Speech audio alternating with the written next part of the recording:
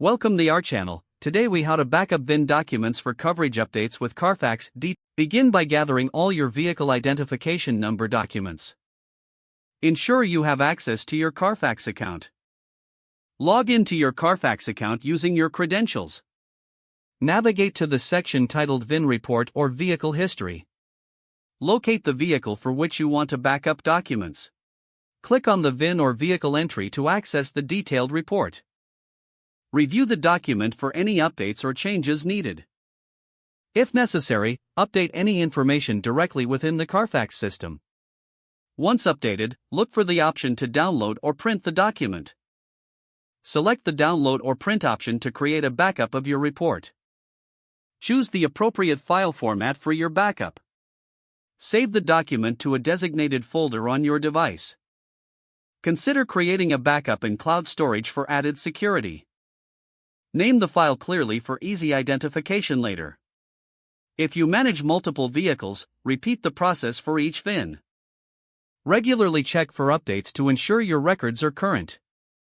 Review your backed up documents periodically to maintain organization. Ensure you have a secure way to access these files when needed. This process helps you stay informed and prepared for insurance coverage updates. If the page does not load, refresh the browser or try again in a private or incognito window. Make sure you are using the correct email address, then retype it carefully to avoid small typos. If your password is not accepted, use the reset option and create a new strong password you can remember. Check your spam folder for verification or security emails, then complete any requested confirmation steps. Enable two-factor authentication if available to improve account security and reduce unauthorized access risk. After signing in, review your profile details so your contact information and settings are accurate and current. If you see an error message, note it down and try again after restart. Log out when you finish, especially on shared devices, to keep your account and payment information secure.